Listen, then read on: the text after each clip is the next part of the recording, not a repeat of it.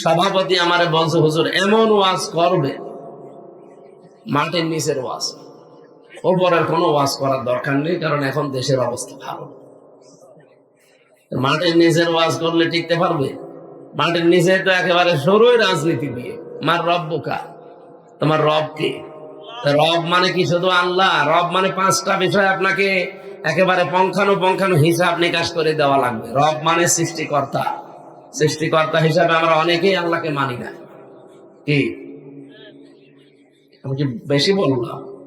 আপনি বুঝেছেন এই বিষয়টা? সৃষ্টিকর্তা হিসাবে আল্লাহকে আমরা অনেকেই মানি না। যদি মেনে নিতাম তাহলে ফসলে বরকত হয়। আর অনেকে বলে যে মা দুর্গা গজে চড়ে এসেছে, এই জন্য ফসলে বরকত হয়েছে।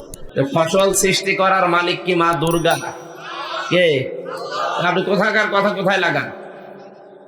তার মানে আপনি রব হিসাবে আল্লাহকে সৃষ্টিকর্তা হিসাবে এখনো মানতে পারেননি, এই জন্য আপনি চলে যাচ্ছেন মা দুর্গার দিকে। 2 নম্বরে রব মানে প্রতিপালক, লালন পালন যিনি করে তাকে রব বলা হয়। আমি নেই থেকে হামজা হয়েছি। কি বলেন তো?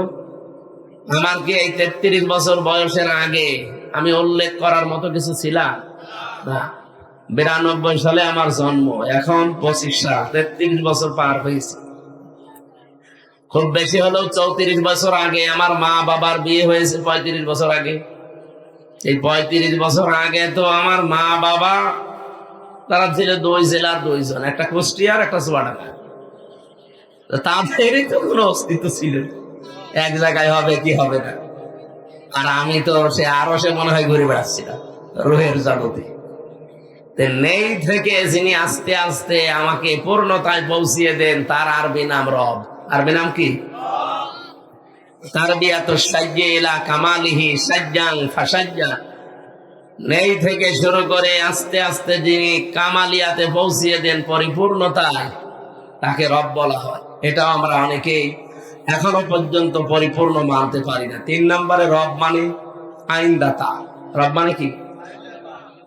এখানে যদি প্রশ্ন করা হয় শুধু আলেমরা বাদ দিয়ে, আমার মনে হয় 100 জনের 99 জন বলতে পারবে আল্লাহর আইন কয়টা বলেন তো। দেখবেন আমরা যে মুসলমান, আল্লাহর আইন কয়টা তাই জানি না, অথচ রব মানে কি? আইনদাতা। আপনি কবরে যাবেন, এখনই তো বলবে আমার রব বোকা। আপনি যদি বলেন রব্বি আল্লাহ, আমার রব আল্লাহ, ফেরেশতা উল্টিয়ে বলবে রব মানে সৃষ্টিকর্তা, রব মানে লালন পালনকারী, রব মানে আইনদাতা। তোর দেশে আল্লাহর কয়টা আইন ছিল বল? আপনি তো কিছু জানেনও না যে আল্লাহর আইন কয়টা। আমার আজকে বলা লাগবে। কক্সবাজারে আমরা জানি অন্তত এই জেনারেলের চাইতে আরবি লাইনের লোকজন বেশি বাস করে, ইসলামপন্থী মানুষেরা। বলতে হবে আল্লাহর আইন কয়টা বলে? 500। আলহামদুলিল্লাহ, একজন মনে হয় কবরে গেলে বলতে পারবে, বাকিগুলো আমরা ধরা খেয়ে বসে আছি। 500 আল্লাহর আইন, অথচ এই দেশে একটাও চলে না, আর আমরা বগল বাঁধাচ্ছি।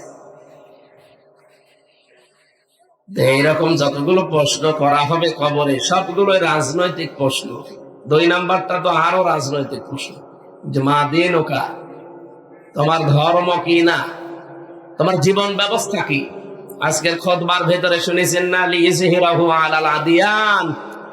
যত দিন আছে, যত ধর্ম আছে পৃথিবীতে, সব কিছুর উপরে ইসলামকে, দিনকে, কোরআনকে ইজহার করার জন্য, বিজয় করার জন্য আমি রাসূলকে পাঠিয়েছি। আল মাবউসু ফিনা লিইজহিরাহু আলাদ দ্বীন বা আলাল আদিয়ান। তাহলে আপনি খুতবার ভেতরে আরবিতে শুনেছেন, বোঝেন না, আমি বাংলা বললাম এবার। যেন আমাদের উচিত হবে দিন কায়েমের চেষ্টা করা। কোরআনে আপনি 2টা আয়াত পাবেন যেখানে মত পার্থক্য করা হারাম। ওয়াতাসিমু বিহাবলিল্লাহি জামিআ ওয়া লা তাফাররাকু। আর আছে আনাকিমুদ্দিন ওয়া লা তাতাফাররাকু ফি।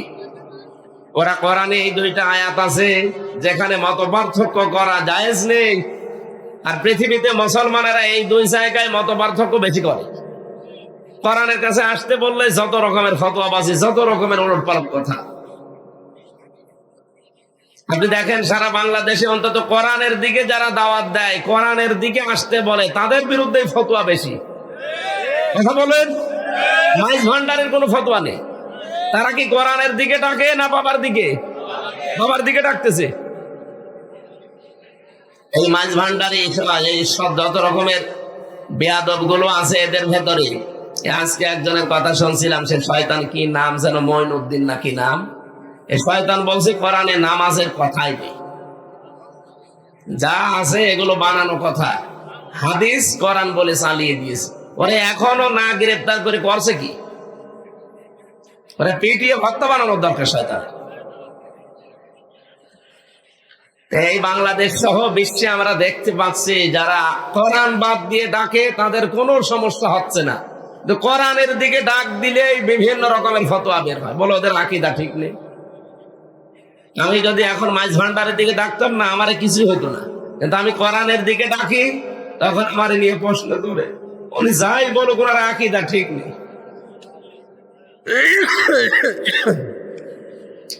না, কোরআনের কাছে যখন আসতে বলি এই জায়গায় ফতোয়াবাজি করবেন না, এখানে হারাম।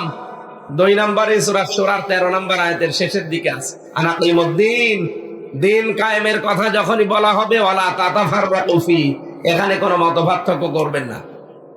আমরা তো এই দুইটাই করি, আল্লাহর কোরআনের দিকে ডাক দেই, দিন কায়েমের কথা বলি। এই কথা বলেন না কেন? আল্লাহ বললেন এই 2 জায়গায় মতপার্থক্য, দলাদলি করা, ফতোয়াবাজি করা জায়েজ নেই, হারাম। আর এই 2 জায়গায় আপনারা বেশি করেন, সুতরাং এটা বন্ধ করা লাগবে। আমি যেহেতু কোরআনের আলেম, 2 নম্বরে প্রশ্ন করলে আপনি ধরা খেয়ে বসে আছেন, আমি দেখতে পাচ্ছি। আমার কথা শোনেন, বিশ্বাস করেন, এই জন্য আপনি এসেছেন। এই কথা বিশ্বাস হয় না কেন?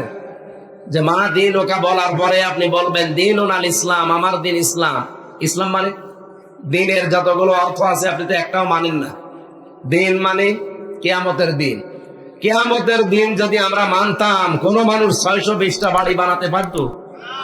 এই চট্টগ্রামে বানায়নি ভূমি মন্ত্রী, আমি কয়েকদিন আগে মালয়েশিয়া ছিলাম, সিঙ্গাপুরে।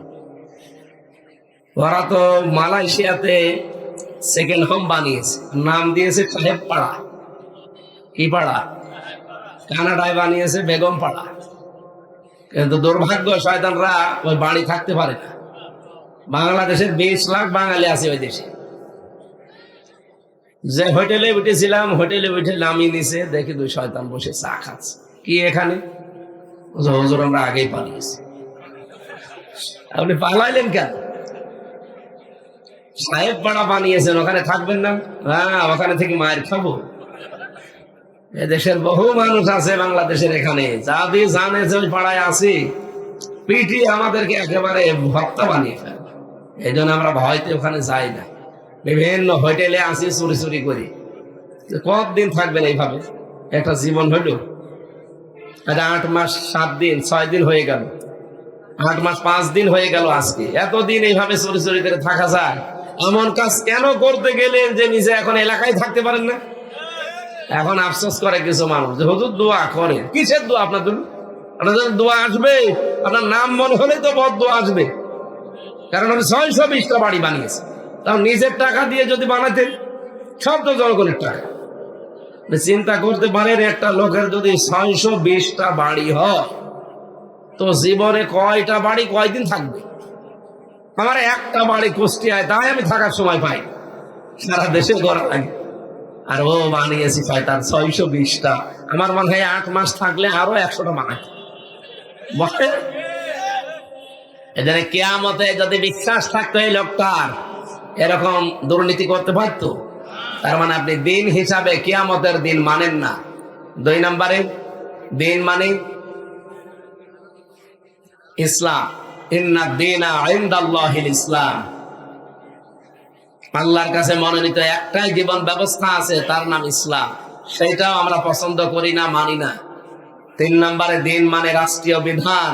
দিন মানে ফেরাউন এটা বুঝেছিল, আমরা অনেকে বুঝি না। ফেরাউন বুঝেছিল, দারুন ইয়াকতুল মূসা ওয়া ইয়াদউ রাব্বাহ, আমাকে ছেড়ে দাও, আমি মূসাকে হত্যা করব।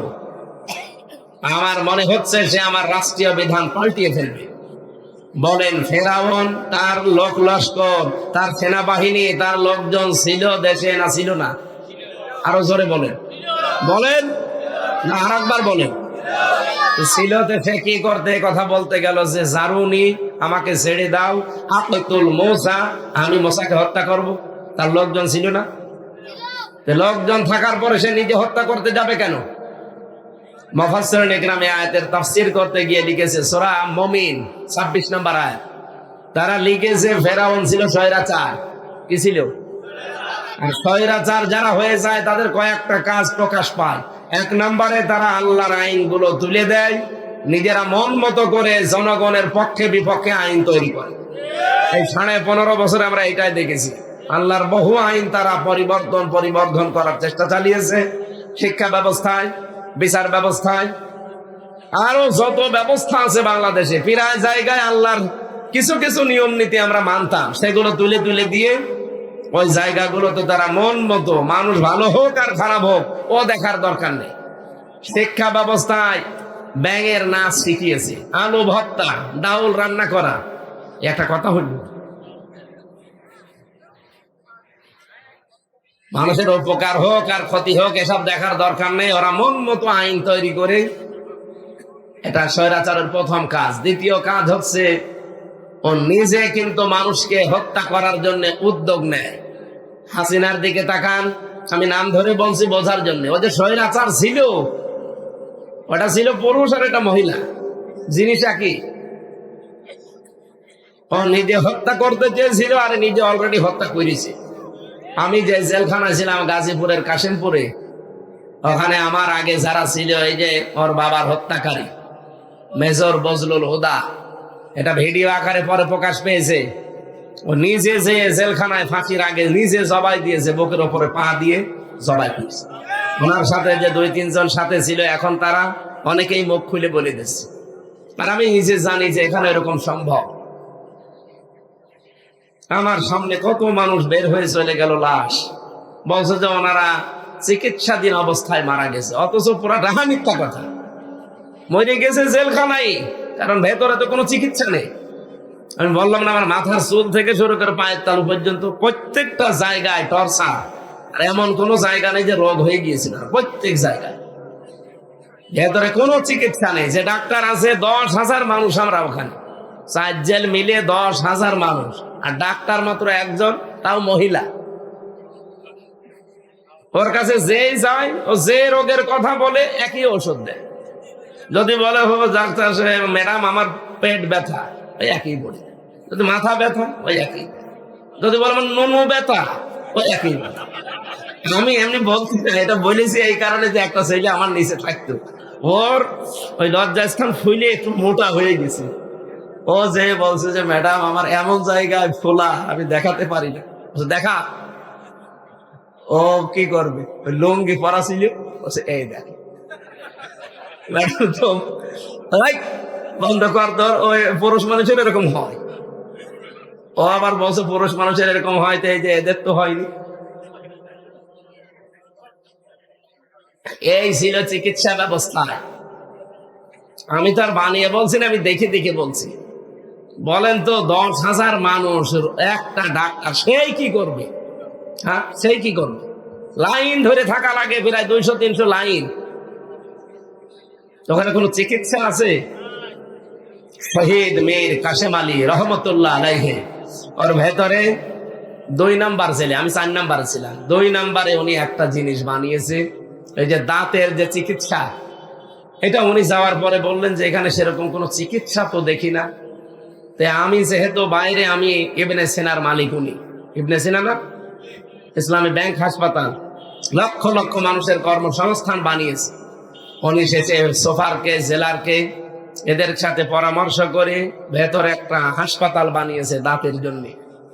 আমি নিজেও গিয়েছিলাম, 3 বছরে একবার সুযোগ পেয়েছিলাম দাঁত দেখানো। আল্লামা দিলওয়ার হোসাইন সাইদি রহমতুল্লাহ আলাইহি, ওনাকে একদিন নিয়ে এসেছে ওনার দাঁত দেখানোর জন্য।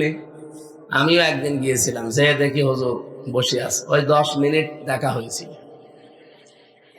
এর ছাড়াই 3 বছরের ভেতরে, অথচ পাশাপাশি উনি 1 নাম্বারে, আমি 4 নাম্বারে। কতটুকু একটা দেওয়া, 3টা বছর কেটে গেছে, দেখা হয়নি। শুধু একদিন ওই 10 মিনিট হাসপাতালে। ভেতরে যেহেতু কোনো চিকিৎসা নেই, তো এজন্য মানুষ অসুস্থ হয়ে যায়। কত মানুষ মরে গেল আমার সামনে। পেপারে পরের দিন দেখলাম যে জেলখানায় মরে গেছে অমুক, অথচ আমার নিচতলায় থাকতো। বলছে কেন? চিকিৎসাধীন অবস্থায় ডাহা মিথ্যা কথা লিখে মানুষকে ওরা জানাতে চায় যে জেলের ভেতরে আজরাইল আসে না, আসলেও জেলের বাইরে থাকে। হ্যাঁ, এটা একটা প্রচারিত কথা যে জেলে নাকি আজরাইল যায় না। মানুষ মরিয়ে বের হয়ে চলে যাচ্ছে, কিন্তু ওদের বদনাম হবে তো, এই কারণে ওরা এটা প্রকাশ করে না, বলে যে চিকিৎসাধীন অবস্থায় মরে গেছে। কত মানুষ মরে গেল আমার সামনে, আমিও লাশ হয়ে বেরিয়ে আসতে পারতাম। আল্লাহ আমাকে যেহেতু বাঁচিয়ে রেখেছে, আল্লাহ যেন আগের মতো স্বাভাবিক করে দেন শরীরটা। সত্যি আমি অসুস্থ। এখন যদি বলে যে অসুস্থ আসলেন কেন, না আসলে আপনাদের কি গালি গালাজ করতো না? তাহলে এতদিন আগে দাওয়াত নিয়েছেন, আসলেন না। শরীরকে আমার নিজের হাতে। দোয়া চাচ্ছি আল্লাহ যেহেতু কন্ট্রোল করেন আমাদের শরীরকে, আল্লাহ যেন আমার আগের অবস্থা যে ছিল শরীর ওইভাবে যেন বানিয়ে দেন। বলেন আমি। দিনের অর্থ যেগুলো বলছিলাম, স্বৈরাচারের কাজই হচ্ছে ও সব কাজ নিজে করে। আপনি দেখেন নিয়ে 15 বছরে টয়লেট থেকে শুরু করে একেবারে সংসদ পর্যন্ত সব জায়গা ও নিজের কন্ট্রোলে। কেন দেশে আর মানুষ নেই? কথা বোঝেন? সব কাজ নিজে করব, এটা ছিল ফেরাউনের অভ্যাস। ও বলেছিল আকলতুল মূসা, আমাকে ছেড়ে দাও, আমি হত্যা করব। কেন? তোর লোকজন নেই? তাহলে দিনের অর্থ সে বুঝেছিল। আজ বাদ দিলা দিন আকম, আমি মনে করছি যে আমার রাষ্ট্রের বিধান সে পাল্টিয়ে ফেলবে। আমি না, কাবার ইমাম সাহেব যদি আপনাকে এই দোয়া পড়ে রাখে আর আপনার জীবন যদি মুহাম্মদুর রাসূলুল্লাহর আদর্শ মতো না চলে, আল্লাহর কসম কবরে যাবার পরে লাহুম মিন জাহান্নামা মিহাদ ওয়া মিন ফাওকিহিম গাওয়াশ ওয়া কাযালিকা নাজজিজ যালিমিন। আল্লাহ পাক বলেন ওকে শুধু কবরে রাখা হবে, সঙ্গে সঙ্গে উপরে জাহান্নামের চাদর দিয়ে ঢেকে দেব আর নিচে জাহান্নামের বিছানা বিছিয়ে দেব। যত উপরে আপনি ফুল দেন না কেন, নিচে আগুন লাগাবে কে? বলেন বলেন। এই জন্যই তো কবরের যতগুলো প্রশ্ন দেখলাম সবই রাজনৈতিক প্রশ্ন। আমি যদি রাজনীতির কথা কোরআন দিয়ে বলতে চাই, আর আপনি যদি বলেন না কোরআনের সাথে রাজনীতির কোনো সম্পর্ক নেই, বলবেন না, এটা আর আগস্টের 5 তারিখের আগে নেই, এখন এপ্রিলের 11 তারিখ। এপ্রিলের 10 না, আজকে 10 তারিখ। সময় পাল্টিয়ে গেছে। এখন আসেন তো, মাইক কেড়ে নেন তো, আসেন আসেন, কোন বাবার বেটা আছেন, মাইক কেড়ে নেন। রাজনীতি করবেন না এই কথা বলেন এসে আমার সামনে। এই যে চাঁপাই নবাবগঞ্জের 2 চাঁপাবাজ স্বামী আর স্ত্রী, ওরা এখন সারা বাংলাদেশের মানুষকে কথা জানিয়েছে যে ইমাম সাহেব যারা, মাওলানা সাহেব যারা, আলেম ওলেমা যারা, আলেম ওলামাও বলে না, বলছে আলেম ওলেমা। যে কথা বলতে পারিস না, ও কথা বলতে যাস কোন কারণে? আলেম ওলামা না আলেম ওলেমা? আলেমের বহু বছর ওলামা, এ শব্দও জানে না যে আলেম কি আর ওলামা কি। বাংলাও না, ইংরেজি না, আরবি না, কি এটা ওলেমা কি? ওই যে বিয়ের সময় ছেলের বাড়িতে যে অনুষ্ঠান করে ওর নাম কি? অলিমা বললেও তো হইতো, অলিমাও বলেন, ওলেমা। আলেম ওলেমা এরা যেন ইসলামের পক্ষে, কারো পক্ষে, ব্যক্তির পক্ষে ভোট না চায়। আমি ব্যক্তির পক্ষে তো ভোট চাই না, আমি ওপেন ভাবেই ভোট চাই ইসলামের পক্ষে। আপনি ইসলামের পক্ষে কাজ করেন, আমি আপনার নাম ধরে ভোট চাবো। বাহাদুর সাহেব যদি ইসলাম বাদ দিয়ে ওর বাবার আদর্শ প্রকাশ করার জন্য ভোট করে, জীবনে ওনার পক্ষে আমি কথা বলবো না। উনি যেহেতু ভোটে দাঁড়িয়েছে আল্লাহর বিধান কায়েমের সহযোগী হিসাবে, আমি এই কারণে তার নাম ধরে ভোট চাই। আপনি দাঁড়ান ওইভাবে, আমি আপনার নামও চাবো। উনিও আপনার আত্মীয় না, আপনিও আমার আত্মীয় না। কোথায়? আমার বাড়ি কুষ্টিয়া, আপনাদের আমি চিনিও না। আমাকে তো ইমানের তাকিতে কথা বলা লাগছে। এই কথা বলেন না কেন? এই যে ইমানের তাকিতে কথা বলা লাগছে, এটাও কি আমি বানালাম? সূরা ইউসুফ 108 নম্বর আয়াত, কুল হাদিহি সাবিলি আদউ ইলাল্লাহ। হে নবী, আপনি মানুষকে বলেন যে আমি কিন্তু আল্লাহর দিকে মানুষকে ডাকি। আমি বাহাদুরের দিকে ডাকি না, আমি আনোয়ারের দিকে ডাকি না, আমি ডাকি কার দিকে? আল্লাহর দিকে ডাকি। হাদিহি সাবিলি আদউ ইলাল্লাহ, এইটাই আমার পথ। আমি আল্লাহর দিকে যে মানুষকে ডাকি এটা আমার পথ, এটা আমার পথ বললেই তো হয়ে যেত। শেষে হর্ষাই আছে দেখবেন, কুল হাদিহি সাবিলি আদউ ইলাল্লাহ, এইটাই আমার পথ, কি যে আমি আল্লাহর দিকে মানুষকে ডাকি। শুধু আমার কাজ না, আর আমি আন্দাজেও ডাকি না, আলা বাসিরাতিন, আমি দেখে শুনে ডাকি। আনা ওয়া মান ইত্তাবাআনি, এটা তো আমার কাজ এবং আমার অনুসারী যারা তাদেরও কাজ। তা আমি তো রসুলের অনুসারী, আমি তো বাবার অনুসারী না। কথা বলেন না কেন? আমি তো আপনার স্বামীর অনুসারী না, আমি রসুলের অনুসারী। সুতরাং আমারও কাজ এইটাই, উনি যা করতেন আমার ওইটা করা লাগবে। উনি যেহেতু আল্লাহর দিকে ডাকতেন, আমিও ডাকবো আল্লাহর দিকে। ওমা আনা মিনাল মুশরিকিন, আর বলেন যে আমি মুশরিক না। আপনি তো গেলে শিরিক করবেন, আল্লাহর আইনের পাশে আর একটা আইন তৈরি করে শিরিক তৈরি করবেন। আর আমি তো ঘোষণাই দিয়ে পথে নেমেছি যে আমি মুশরিক না।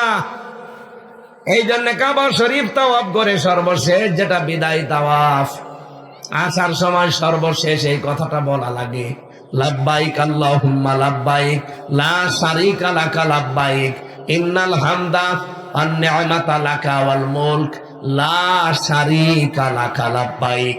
সর্বশেষ বিদায় তাওয়াফে মানুষ এই কথা বলে আসে।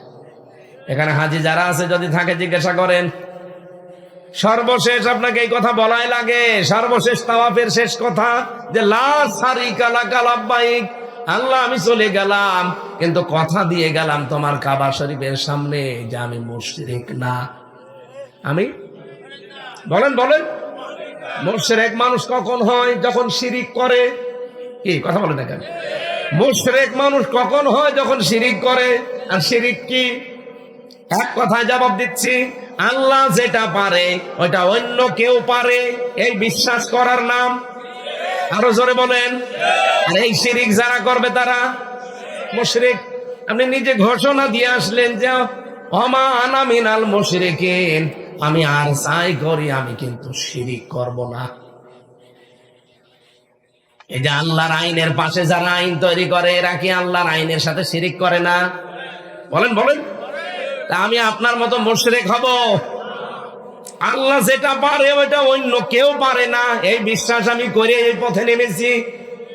সেদিন বগুড়াতে একজন এসে বলছে, হুজুর আপেলটা পড়িয়ে দেন। কি পড়বো? সূরা ফাতিহা ছাড়া আর কি আছে? সূরা ফাতিহা যেহেতু সব রোগের রোগ মুক্তির কারণ, এটা আমি আলহামদুলিল্লাহি রাব্বিল আলামিন পড়ে ফু দেব। আমার কানের কাছে মুখ নিয়ে বলছে, হুজুর এমন ভাবে আপেল পড়বেন যেন ছেলে হয়।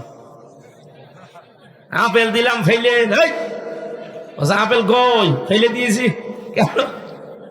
আরে ভাই, আপেল পড়ে যদি ছেলে হওয়ার ক্ষমতা আমার থাকতো, আমার 3টা মেয়ে হইতো না। আমি ম্যাডামরে শুধু আপেল পড়ে খাওয়াতাম। জেলে যাওয়ার আগেও আমার 2টা মেয়ে, জেল থেকে বের হয়ে এত দোয়া করলাম, এত কিছু খাওয়ালাম, আবার মেয়ে। আপেল পড়ে যদি ছেলে থেকে মেয়ে থেকে ছেলে হয়ে যেত, আমারটা কি আমি পাল্টাতে পারতাম না। মনে করছো হুজুরে এমন ভাবে আপেল পড়বে যেন মেয়ে থেকে ছেলে হয়ে যায়, সে ক্ষমতা আমার আছে? অনেকেই বিশ্বাস করে হুজুরদের উপরে, পীরদের উপরে, কবরে, মাজারে। না এলাকায় নেই, না এলাকায় আছে কম, এগুলো চট্টগ্রামে বেশি। যত আল্লাহর ওলি সব মরেছে রাস্তার ধারে ধারে, আমার কোন জায়গা পাইনি। যত আল্লাহর ওলি মরে সব রাস্তার ধারে।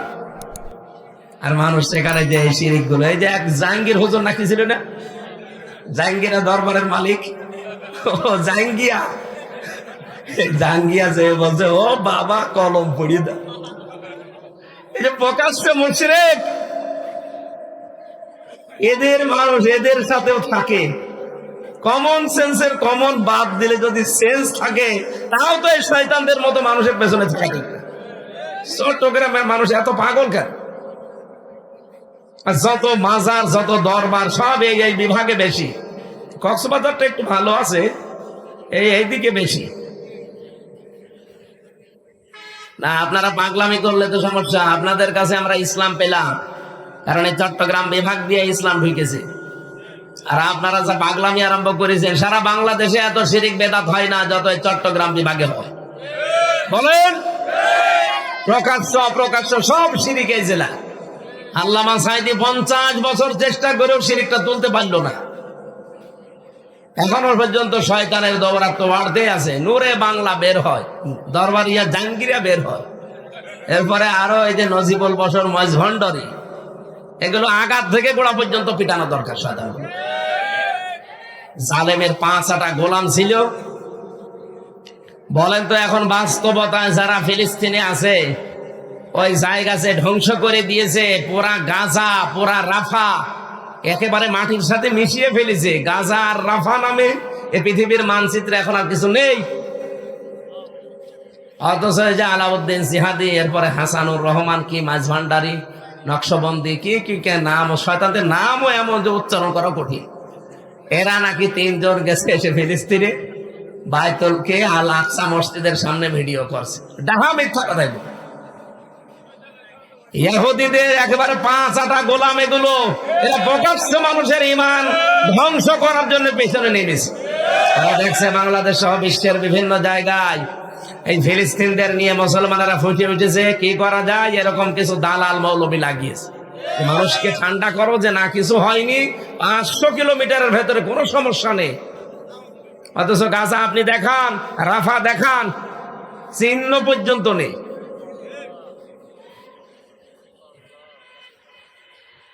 পৃথিবীর নিকৃষ্ট মানুষের তালিকায় যে 6 জনের নাম আছে, তার ভেতরে এই বেনিয়ামিন নেতানিয়াহু এর নাম আছে। এই শয়তান কয়েকদিন আগে, 2 দিন হলো, জানিয়েছে যে আমি খন্ড খন্ড করে ফেলেছি ফিলিস্তিনকে, ওরাটা দখল করে নিয়েছি। আমি মনে মনে ভাবছিলাম আমি যা করলাম, বিশ্বের 210 কোটি মুসলমান মনে হয় একবারে মার্চ ফর ফিলিস্তিন বা মার্চ ফর গাজা নিয়ে আমাকে আক্রমণ করবে, কিন্তু দেখলাম না, কিছুই হচ্ছে না। আর 210 কোটি মুসলমান আমরা ঝিমিয়ে গেছি, এই জন্য এরা এত সাহস পাচ্ছে। আজকে 10 তারিখ, কালকে 11, পরশু দিন 12 তারিখে বাংলাদেশের সব আলেম ওলামা, সব ঘরানার, সব মুসলমানেরা ঢাকায় জমায়েত হয়ে বিশ্বের মানচিত্রে দেখাবে 12 তারিখে। যত আলেম ওলামা আছে সবাই যাওয়ার আহ্বান জানিয়েছে। আমিরে Jamaat doctor Shafiqur Rahman, secretary general অধ্যাপক মিয়া গোলাম পরোয়ার সাহেব সহ সবাই থাকবে। সব ধরনা, চরমনায়ের পীর সৈয়দ মুফতি রেজাউল করিম এবং অন্যান্য যত বড় বড় ইসলামিক স্কলার আছে, ডক্টর মিজানুর রহমান আজহারি ভাই সহ সবাই যাবে। আপনারা সমর্থ থাকলে যাবে। পৃথিবীর মানচিত্রে অন্তত আমরা দেখাতে চাই যে আল্লাহ পৃথিবীর কেউ না জানুক, তুমি একটু দেখো। আর আমাদের হাতে যেহেতু এরকম কিছু নেই, যতটুকু আছে ফিলিস্তিন, এই মুসলমানদের পক্ষে অন্তত একটু দাঁড়াতে গিয়ে, সমর্থন জানাতে গিয়ে, ইসরায়েলের যত পণ্য আছে এটা বর্জন করা ঈমানের দাবি। যে যেখানে আছেন এতটুকুই করেন, কিয়ামতের দিন বলতে পারবেন আমার যা আয়ত্তে ছিল আমি তাই করেছি। সুতরাং ওদের এই যে কিনলে যে পানিটা, এরপরে অ্যাকুয়াফিনা, আরো যত কমল পানীয় আছে, যত ব্যবহারিক জিনিস আছে, দেখলেই প্রায় 37টার নাম পেয়েছি আমি। ইসরায়েলের পণ্য আমাদের এখন থেকেই 100% বর্জন করে ওখানে দেশি পণ্যের যে তালিকা দেওয়া আছে ওইটা কিনে, এটা কিনলে এই টাকাটা আপনার দেশের কাজে লাগবে। বাকি এই টাকা যদি আপনি কিনলে নেন, অ্যাকুয়াফেনা নেন, এই 7 আপ নেন, এগুলো নিলে এই টাকাটা আমাদের এই মুসলমানদের বুকে গুলি করার জন্য ব্যবহার হবে। প্রকারান্তে আপনি যেন নিজেই গুলি করছে, কথা বলেন না কেন? আমি বলেন যে আমি 5 টাকা দিয়ে নিলাম। 5 টাকা মানে বাংলাদেশে 18 কোটি মানুষ, 5 টাকা করে দিলে কত কোটি টাকা হয় আপনি হিসাব করেছেন? এই জন্য ছোট ছোট বালুকণা দিয়ে যেহেতু বিশাল বিশাল পাহাড় তৈরি হয়ে যায়, আমরাও সারা বিশ্বের 210 কোটি মুসলমান শুধুমাত্র 12 ঘন্টা একটু বর্জন করেছিলাম। 12 ঘন্টা ওদের কত কোটি টাকা নষ্ট হয়ে গেছে। আজকে জয়শঙ্কর ভারতের সকালবেলা স্ট্যাটাস দিয়েছে সংবাদ সম্মেলন করে, যে পৃথিবীতে বাংলাদেশের সবচাইতে বড় বন্ধু ভারত, আমাদের চাইতে বন্ধু এই পৃথিবীতে বাংলাদেশের আর কেউ নেই। এই যে আমরা বলেছিলাম না যে ভারতের জিনিস বয়কট করব, এই মসজিদ ভাঙ্গা বন্ধ করেন, কত বড় দুঃসাহস! ওরা আল্লাহর ঘরগুলো, কতগুলো ঘর ভেঙেছে আগস্টের 5 তারিখের পর। বিশ্বের মুসলমানেরা তামাম দুনিয়ার মানুষের দিকে তাকান, তারা মাটির নিচে কেউ গ্যাস পায়, কেউ তেল পায়, কেউ সোনা পায়, কেউ রূপা পায়, কেউ কয়লা পায়। আর এই পৃথিবীর নিকৃষ্ট মানুষের তালিকায় 1 নম্বরে ছিল মুশরিকরা। এই শয়তানরা শুধু মাটির নিচে পায় মন্দির, তাও যেখানে সেখানে না, যেখানে মসজিদ আছে ওখানে পায়। এগুলো যে ডাহা, মিথ্যা এবং শয়তানি ছাড়া আর কিছু। আমাকে বলতে পারতাম না রাম বৌদ্ধ মন্দিরের নিচে 1000 বছর আগে এখানে মসজিদ ছিল, এটা ভেঙ্গে গড়িয়ে মসজিদ বানাবো? আমাদের ধর্মে ওইটা নেই। লাইক রহ ফিদ্দিন, আমরা বাড়াবাড়ি জোর জবরদস্তি আমাদের ধর্মে নেই। আর আপনারা কি ধর্ম পালন করেন যে সব খালি দখল, খালি দখল। সুতরাং পৃথিবীর এই ইহুদি ধর্ম, এই যে হিন্দুদের এই ধর্ম, বৌদ্ধদের ধর্ম, খ্রিস্টানদের ধর্ম, সবগুলো ভুয়া ধর্ম এখন। কারণ এগুলো সব দখলদারিত্বের ধর্ম। একটাই মাত্র ধর্ম পৃথিবীতে আছে যে ধর্মে কোনো দখলদারিত্বের অনুমতি নেই, তার নাম কি? কালকে আমি ওই জায়গায় হাদিসও পড়েছিলাম ব্যাখ্যায়, মানিদ্দাগা মা লাইসা লাহু ফালাইসা মিন্না। যারা জোর জবরদস্তি করে দখল করে নেয়, নবীজি বলেন তারা আমার উম্মত না। 2 নম্বরে ওয়ালিয়াতা বাব্বা মাকাদাহু মিনান নার, সে যেন জাহান্নামে নিজের একটা টিকিট বুকিং করে রাখে। সুতরাং পৃথিবীর এই মুশরিকরা, এই হিন্দুরা, এই ইহুদিরা, এরা জাহান্নামে যাবে, এটা নবীর হাদিস দ্বারা প্রমাণিত। কারণ এরা সব এখন দখলদার। 1940 সালে আপনাদের এই রোহিঙ্গাদের মতো 1940 সালে এই ইসরায়েলকে আশ্রয় দিয়েছিল থাকার জন্য ফিলিস্তিনিরা। ওরা কি ভুল করেছিল? ওরা নাই মানবতার খাতিরে ইসলামে যা আছে নিয়ম মানতে গিয়ে আশ্রয় দিল। আর আপনি এখন তাদেরকে ঘর বাড়ি ছাড়া করে নিজে সব দখল করে নিচ্ছে। আপনি মানুষ, পৃথিবীর এই নিকৃষ্ট মানুষ, এই নেতানিয়াহু। গাজা যেদিন মাটির সাথে মিশে গেছে, ওই দিনে আমি নিয়ত করেছি, আল্লাহ ও যদি মরে যায় এখনই আমি একটা গরু জবাই করবো। অলরেডি একটা গরু কিনেছি 4-5 দিন আগে। গরু কিনেছি, ও মরে গেলে আমি সত্যি জবাই করবো। আগে মনে মনে করছিলাম যে আর একজন আছে, ও মরে গেলে গরু জবাই করবো, এখন তারে বাদ দিয়েছি তালিকা থেকে। সেও তো বসে নেই। সে আগস্টের 5 তারিখের পর থেকে এই 8 মাস 5 দিন এর ভেতরে প্রায় 27টা ইস্যু তৈরি করে বাংলাদেশকে অস্থিতিশীল করার চেষ্টা ছিল, একটাও কাজে লাগে না। কাজে কেন লাগে না আমি গতকালকে বলেছিলাম, আমি তো বারবার রিপিট করতে পারি না। ভোগ করবে, তার জন্য 70টা অপমান আল্লাহ রেডি করবে। কোন আয়াতের ব্যাখ্যা বলেছিলাম? এই যে বাহাদুর সাহেব ছিল, ফাইন্না মাআল উসরি ইসরা, ইন্না মাআল উসরি ইসরা। উসরুনের আগে আলিফ লাম আছে নির্দিষ্ট, এটা মারিফা। আর ইসরার আগে আলিফ লাম নেই। আল্লাহ বলেন অবশ্যই কষ্টের সাথে সুখ। বলেন বলেন, কিন্তু কষ্টের কথা বলতে গিয়ে আল্লাহ তাআলা নির্দিষ্ট করে দিলেন যে একটা কষ্ট। কিন্তু ইসরা সুখ দেওয়ার ক্ষেত্রে আল্লাহ নির্দিষ্ট করেন, এটা না কেরা অথবা অনির্দিষ্ট। তাফসিরে মুফাসসির এটা লিখেছেন ফি জিলালিল কোরআনে, যে একটা অবৈধ সুখ যদি কেউ দুনিয়ায় ভোগ করে, তার জন্য অবৈধ সুখের কারণে 70টা অপমান আল্লাহ রেডি করে রাখবে। হাসিনা যেহেতু 15.5 বছরে বহু অবৈধ সুখ ভোগ করেছে, এই কথা বলছেন না? আর যারা তার সহযোগী ছিল তারাও তো সুখ পেয়েছে। আপনাদের এই কমল সুখ পায়নি? উনিও সুখ পেয়েছিল, উনি নিজে জানতো, এটা শিক্ষিত মানুষ। এই যে পাশেরটা, যেটা আবু জাফর নাকি মীর জাফর, বাটি জাফর, যে জাফরই হোক, এরকম জাফর সাইমম সহ প্রত্যেকেই জানতো যে সরকার অবৈধ সরকার, ভোটের সরকার না, এ নিশিরাতের সরকার। এ দিনের ভোট রাতে করে, এমনি 154 জন ঘোষণা দেয়। আপনি জানেন যে ও অবৈধ, ওই রকম অবৈধ জায়গায় আবার গলা বাড়িয়ে বসে আমিও এমপি হব। হলেন এমপি হয়ে কি করলেন? অবৈধ সুখগুলো ভোগ করলেন। এখন কোরআনে বর্ণিত কথা আল্লাহর কথা, আল্লাহর কথা মিথ্যা হবে? যারা অবৈধ সুখ পেয়েছেন, এক একটা সুখে যদি 70টা অশান্তি হয়, দুঃখ হয়, 15 বছরে অন্তত 50টা সুখ তো পেয়েছেন। তাহলে এক একটা 70টা, 50টা কত হয়? 3050, 3500, 3500 দুঃখ পাবেন, ক্ষতি হবে, অশান্তি পাবেন, তারপরে বলবেন যে আমি চট করে ঢুকে পড়বো। আর আপনার এখনো কিছুই হয়নি, আপনি একবারে বলছেন যে আমি চট করে ঢুকে পড়বো। কিসের চট করে? আগে ওইগুলো নেবেন না, করার নাই তো মিথ্যা হয়ে যাবে। কথা বলেন না কেন? মাস্ট বিয়েটা আল্লাহ ঘটাবেই। দুনিয়ায় যারা অবৈধ সুখ পেয়েছে একটা, তার ক্ষতি হবে, দুঃখ পাবে কয়টা? সুতরাং যারা পেয়েছেন তারা রেডি হন দুঃখ পাওয়ার জন্য। আর যারা কষ্ট করেছেন একটা, তারা ৭০টা শান্তি পাবেন। আমি ভিকটিম, আমি নিজে ৩ বছর, আমার মতো হাজার হাজার লক্ষ লক্ষ হামসা এই দেশে, যারা অবৈধভাবে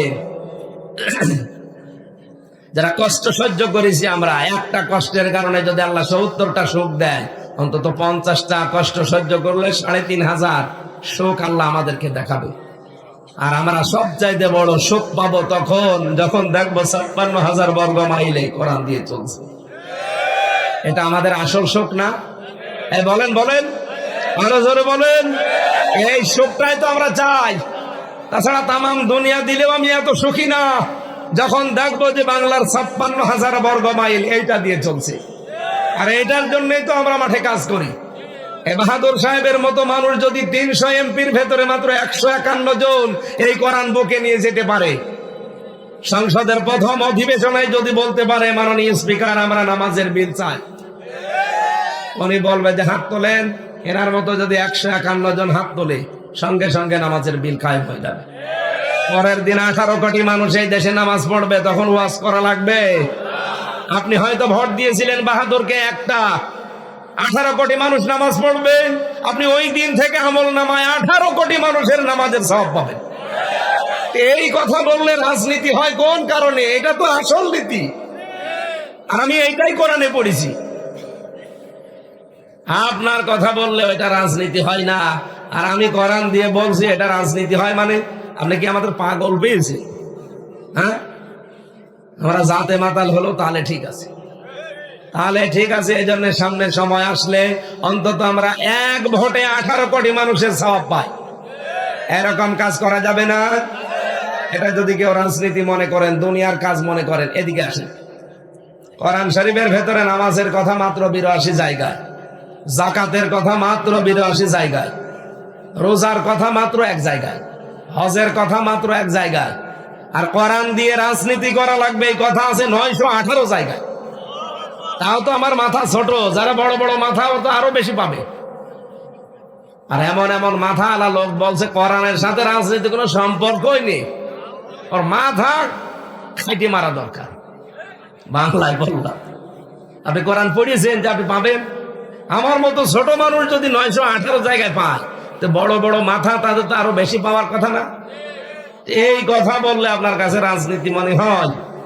নবীজিও তো রাজনীতি করেছেন, না করেন নাই? বলেন বলেন।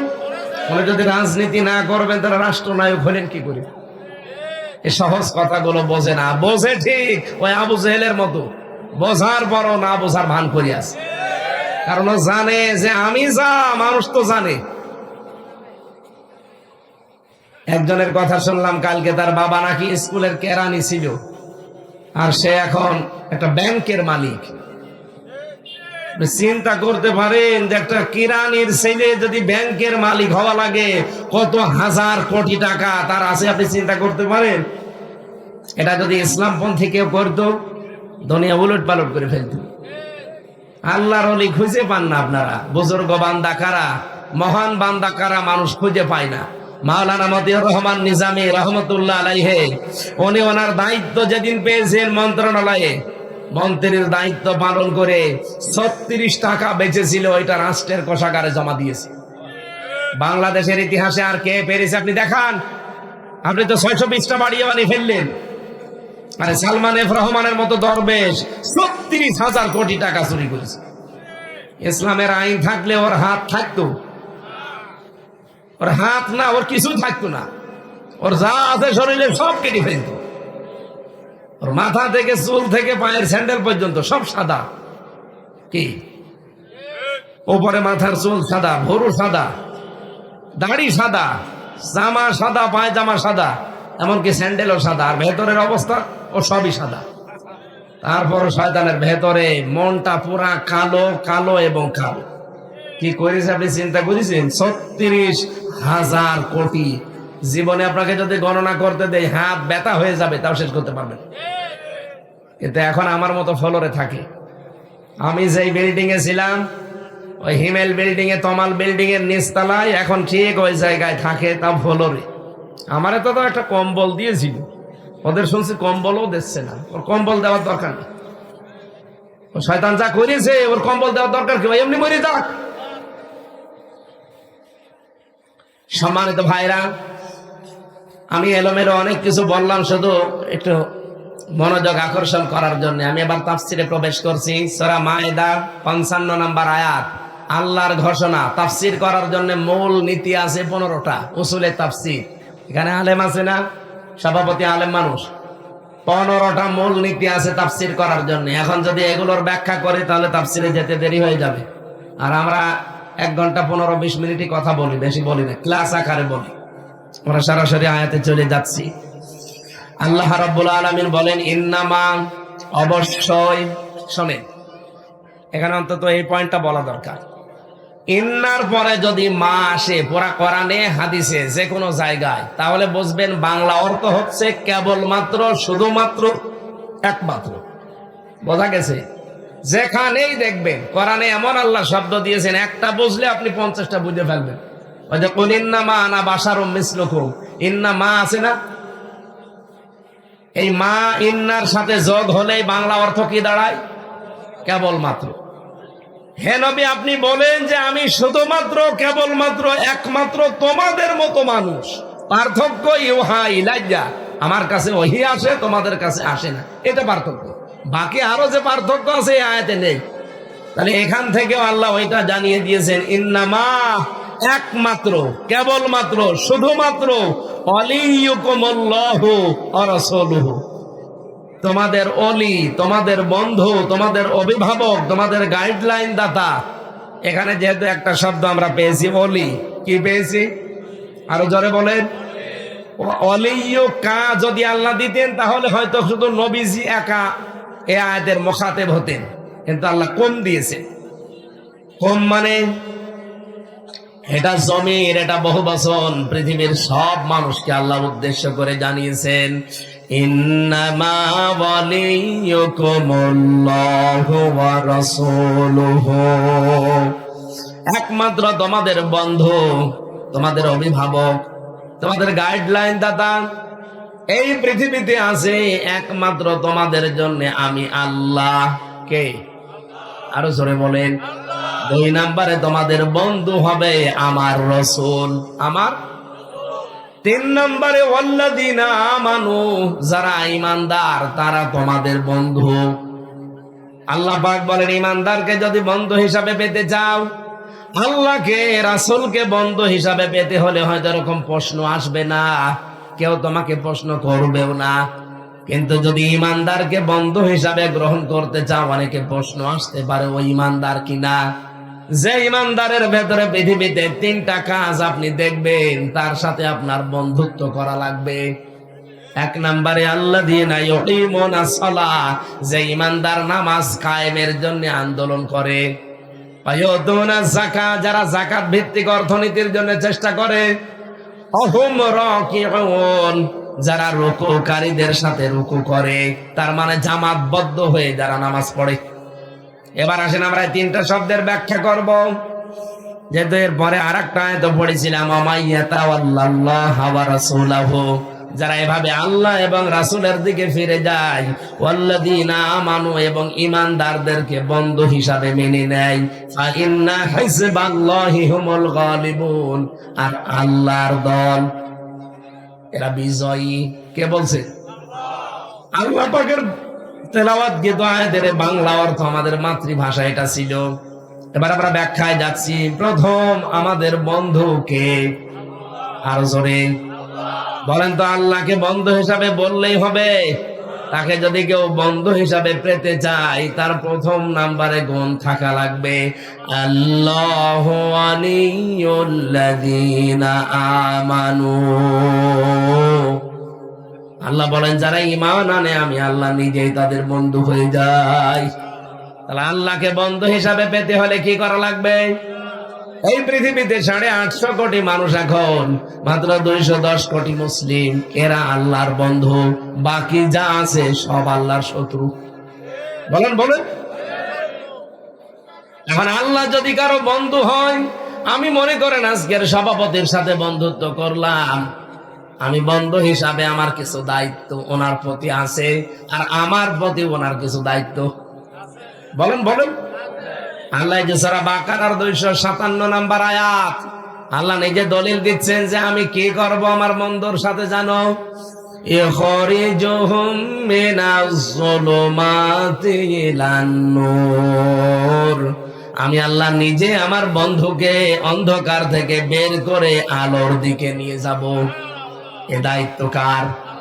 ভালো করে বুঝবেন। আল্লাহ যেহেতু আপনার সাথে বন্ধুত্ব করেছে, আপনি ঈমান এনেছেন, তাই এখন আল্লাহর দায়িত্ব কি আপনার উপরে? উনি আপনাকে অন্ধকার থেকে বের করে আলোর দিকে নিয়ে যাবে। অন্ধকার মানে মানুষের তৈরি করা আইন, আর আলো মানে কোরআন। বলেন বলেন। কোরআনের 55টা নাম আছে, তার ভেতরে একটা নাম আন-নূর। হ্যাঁ, বলেন বলেন। কোরআনের প্রধান নাম 5টা, 55টার ভেতরে 5টা নাম প্রধান।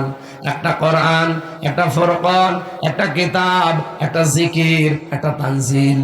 এই 5টা প্রধান নাম। আর বাকি নাম আপনি পাবেন কোরআনে 50টা, তার ভেতরে একটা আছে আন-নূর। قد جاءكم من الله نور। জোরে বলেন আল্লাহু আকবার। কক্সবাজারবাসী, যেহেতু আল্লাহ আমার সাথে বন্ধুত্ব করে ফেলেছে, এখন আমাকে আল্লাহ বাঁচাতে চায় বন্ধু হিসাবে। মানুষের তৈরি করা আইন থেকে, অন্ধকার থেকে আল্লাহ আমাকে নিয়ে আসবে। আমার মন মানসিকতা আল্লাহ চেঞ্জ করে দেবে। আল্লাহর কোরআন, আল্লাহর নূরের কাছে আল্লাহ আমাকে নিয়ে আসবে। আমি যেন কোরআনের এই নূরকে প্রতিষ্ঠাকারী হয়ে যাই। এই জন্য বাংলাদেশে যারা আল্লাহর নূরকে জমিনে কায়েম করার জন্য চেষ্টা চালায়, তারা আল্লাহর বন্ধু। আল্লাহ তাদেরকে ভালোবেসে নিয়ে এসেছে। তারাও মানুষের তৈরি করা আইন প্রতিষ্ঠার কাজে ছিল, কিন্তু যখনই তারা ইমানের দাবিতে সত্যবাদী হয়েছে। ইমানের দাবিতে সত্যবাদী কারা? এই পৃথিবীতে যারা ইমান আনার আগে তাগুত ছেড়ে দেয় তারা। আমি একজনের নাম ওপেন ভাবে বলতে পারি, শহীদ আব্দুল কাদের মোল্লা রহমতুল্লাহ আলাই। আল্লাহর এই বান্দা কমিউনিস্ট পার্টি করতো। কথা বলছেন না? কমিউনিস্ট আন্দোলন করলো ঢাকা বিশ্ববিদ্যালয়ে, কিন্তু আল্লামা সাজ্জেদ আবুল আলা মওদুদী রহমতুল্লাহ আলাইহির একটা বই পড়ার পর মহান আল্লাহ তাকে চেঞ্জ করে দিয়েছেন। উনি এতদিন মানুষের তৈরি করা আইন প্রতিষ্ঠার আন্দোলন করেছে, ওনাকে আল্লাহ পাল্টিয়ে দিয়েছে। এখন যেহেতু উনি ইমান এনেছে তাগুতকে ছেড়ে দিয়ে, যে আমি ইমান আনছি তাগুত ছেড়ে দিয়ে, আল্লাহ যেহেতু তার বন্ধু হয়ে গেছে, এ কারণে এখন মানুষের তৈরি করা আইন বাদ দিয়ে আল্লাহর তৈরি করা কোরআনের আইন কায়েমের উনি সারা জীবন আন্দোলন করেছে। এর চাইতে খোলামেলা আর কি বলা যায়? এরপরও আপনি বলছেন না।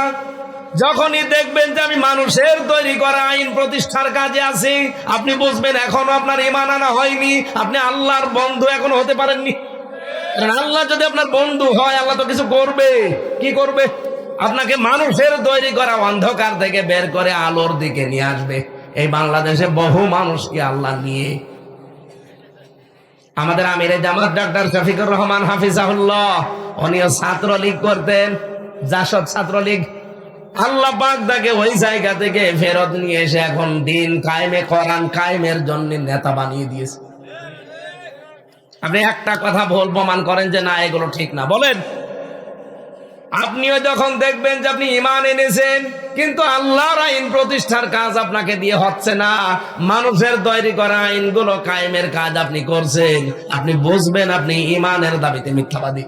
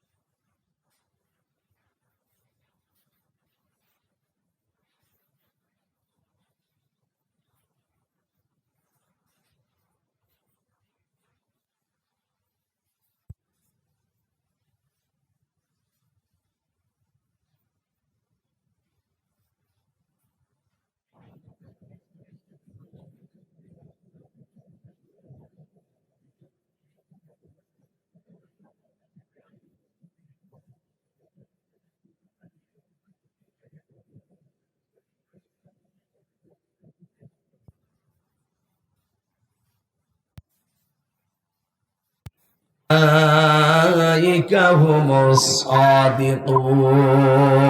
বলেন আল্লাহু আকবার। আপনি কি ইমানের দাবিতে সত্যবাদী? এটা যদি প্রমাণ করতে তাহলে আজটা বাড়িতে বাংলায় মিলাবেন। আল্লাহ বলেন ইন্নামা, অবশ্যই, একমাত্র, কেবলমাত্র, শুধুমাত্র আল্লাযীনা, যারা মুমিনুন, ইমানের দাবি যারা করছে তারা কেবলমাত্র ইমানদার, তারাই আল্লাহর দৃষ্টিতে। কারা? আমানু বিল্লাহি ওয়া রাসূলিহি, যারা আল্লাহ এবং রাসূলকে বিশ্বাস করে। সুম্মা লাম ইয়ারতাবু, এবং এই বিশ্বাসের ভেতরে এক বিন্দু পরিমাণ না, আল্লাহর কোরআনের কাজ করতে গিয়ে তারা এক বিন্দু পরিমাণ ভয় পায় না, সন্দেহ পোষণ করে না। ওয়াজাহাদু, এবং তারা চেষ্টা চালিয়ে যায়, প্রচেষ্টা চালায়, জিহাদ করে। বিআমওয়ালিহিম ওয়া আনফুসিহিম, তাদের জীবন এবং তাদের মাল তারা খরচ করে ফি সাবিলিল্লাহ, আল্লাহর রাস্তায়। উলাইকা হুমুস সাদিকুন, এরা ঈমানের দাবিতে সত্যবাদী। বলেন সুবহানাল্লাহ। এটা তো আল্লাহ ঈমানদারদের সাথে তার বন্ধুর সাথে আচরণ করবে। এবার আসেন তারপরে, আল্লাযীনা কাফারু, যারা কাফের, আউলিয়াউহুমুত তাগুত, তাদের বন্ধু হচ্ছে শয়তান। আপনি যদি তাগুত হয়ে যান, আপনারও বন্ধু একজন হবে কে? আরো জোরে বলেন। কারণ শয়তানের তো একটা কাজ আছে আপনার প্রতি, আল্লাহর যেমন কাজ আছে আপনার প্রতি। আমাকে তো এখন আপনি বোম মেরে ফেললেও মানুষের তৈরি করা আইন কায়েমে আপনি পাবেন না। আমি যতদিন বেঁচে আছি, আল্লাহ আমাকে পথ যেহেতু দেখিয়েছে, আমার জীবনে, সারা জীবনের কাজ হবে আল্লাহর আইন প্রতিষ্ঠার চেষ্টা করা। কায়েম হলে ভালো, না হলে আমার কোনো অসুবিধা নেই। কারণ আমি এই জমিনের মালিক না, আমি হচ্ছে কামলা। কি? আমি হচ্ছে জন, মনীষ, পাট, লেবার, কামলা, বাংলায় যাই বলেন। আমি তো কাজ করে যাব, যদি কায়েম হয় ভালো, না হলে আমার নির্ধারিত বেতন আছে। এই কথা বলেন না কেন? আমার বেতন নেই। আমি 8 ঘন্টা ডিউটি করার পরে যদি আজকের মাহফিলের সভাপতির কাজ করে আমি 8 ঘন্টা পরে বেতন পাই, মহান আল্লাহ এই জমিনের মালিক, এই কোরআনের মালিক। আমি এই জমিনে এই কোরআন কায়েমের নির্দেশ পেয়েছি আল্লাহর কাছ থেকে, আনা কিমুদ্দিন। এই কথা বলছেন না কেন? এই নির্দেশ যদি আমার সারা জীবনে আমি পালন করি, উনি যেমন বিকাল 5টা বাজলে আমাকে বেতন দেবে, আল্লাহ পাকও আমাকে বিকাল 5টা বাজলে বেতন দেবে। বিকাল 5টা মানে জীবনের শেষ দিন। ওয়াবুদ রাব্বাকা হাত্তা ইয়াতিয়াকাল ইয়াকিন, ওই পর্যন্ত ইবাদত চালিয়ে যাও যতদিন ইয়াকিন না আসে। ইয়াকিন মানে মরণ। ইয়াকিন মানে কি? তাহলে মরণ পর্যন্ত আমাকে এই কাজে থাকা লাগবে। আমি মরণের বিছানায় আছাড় খেয়ে পড়বো, আর এই কাজে যদি সত্যি আমি মন দিয়ে থাকতে পারি, ফেরেশতারা এসে আমাকে সাহায্য করবে। আমাকে বলবে আল্লাহ তাখাফু ওয়ালা তাহজানু, আল্লাহর বান্দা ভয় নেই, কোনো চিন্তা নেই। কিসের ভয় আপনার? কিসের চিন্তা? ফামান তাবিয়া হুদায়া, যেটা আল্লাহ পাঠিয়েছিল হেদায়েত হিসাবে, সেটা তো আপনি মেনে নিয়েছেন, সেটা প্রতিষ্ঠা করার জন্য আপনি চেষ্টা চালিয়েছেন। এখন আর কোনো ভয় নেই, কোনো চিন্তা নেই। ওয়াবশিরু বিল জান্নাহ, ওই যে জান্নাত দেখা যাচ্ছে, এটা যে কত বাস্তব আমি নিজে দেখেছি। শহীদ মীর কাসেম আলী রহমতুল্লাহ আলাইহির জীবনে ওনার দায়িত্বে যে ছিল যে কারারক্ষী কুতুবউদ্দিন, আমার দায়িত্ব একটা লোকই ছিল। মাঝে মাঝে আমার এসে বলতো,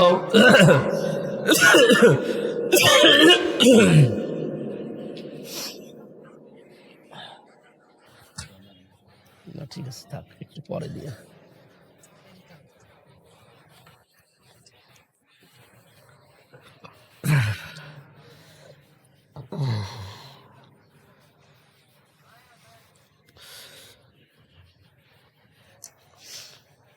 কারারক্ষী ভাই আমাকে মাঝে মাঝেই বলেছিল, রাতের বেলা, রাত 12টার পরে যখন ডিউটিতে আসতো, আমাকে ডাক দিয়ে বলতো, হামজা ভাই, আমি এখনো পর্যন্ত একটা জিনিস মিলাতে পারি নাই। শহীদ মীর কাসেম আলী, এই লোকটা যেদিন তার ফাঁসি হবে সেই দিন আমি ছিলাম তার দায়িত্বে, পাহারায়। মাত্র 3 ঘন্টা বাকি আছে। ওনারে বললাম, স্যার আপনি প্রস্তুতি নেন, 10টায় একে আপনার ফাঁসি, আর মাত্র 3 ঘন্টা। উনি আমারে বলছে, কুতুব ভাই এখনো 3 ঘন্টা অনেক সময়, আমি 2 ঘন্টা ঘুমিয়ে গেলাম, আপনি 1 ঘন্টা আগে আমারে ডেকে দেবেন। কত ভাই যে কোরআন শরীফ আমার সামনে এসে বলছে, ভাই দেখলাম লোকটা 2 ঘন্টা ঘুমিয়ে গেল। ওনারে ডাকলাম রাত 9টায়, যে তার 1 ঘন্টা বাকি আছে। উনি ঠিক ঘুম থেকে ভালোভাবে উঠলেন, গোসল করে নিলেন, ওযু করে নামাজ পড়ে আমারে বলছে, আমি রেডি আছি চলেন। আমি রেডি আছি চলেন, এ কথা বলা আমার উদ্দেশ্য না। উনি বলছে, এটা আমি আপনাকে এই জন্য বলি না, আমি এখনো মিলাতেই পারি না যে ওনার ঘুম আসলো কি করে। যার মাত্র 3 ঘন্টা পরে ফাঁসি, আর সে 2 ঘন্টা ঘুমায়, ওর ঘুম আসলো কি করে। আমি বলছি আমিও মিলাতে পারি নাই, কারণ আমিও তো 3 বছর ছেলে, আমারও তো মাঝে মাঝে ঘুম আসতে চাই না। জেলখানায় বেশি চলে ঘুমের বড়ি।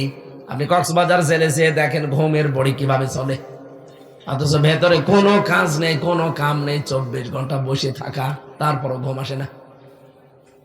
ওই দিন আমি ওনাকে সূরা হামিম সাজদার 30 নাম্বার আয়াতটা শুনিয়েছিলাম, যে আপনি হয়তো ওইভাবে টের পাননি, কিন্তু আমি হালকা টের পেয়েছি কেন তার ঘুম এসেছিল।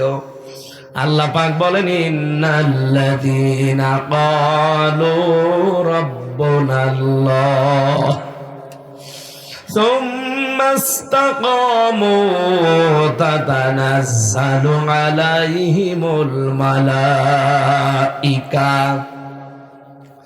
অবশ্যই যারা এই কথা বলতে পারবে যে আমাদের রব আল্লাহ, আর এর উপরে টিকে থাকতে পারবে, ইস্তিকামাত পয়দা করতে পারবে, দৃঢ় থাকতে পারবে, আল্লাহ বলেন আমি নিজে তার জন্য ফেরেশতা পাঠাবো।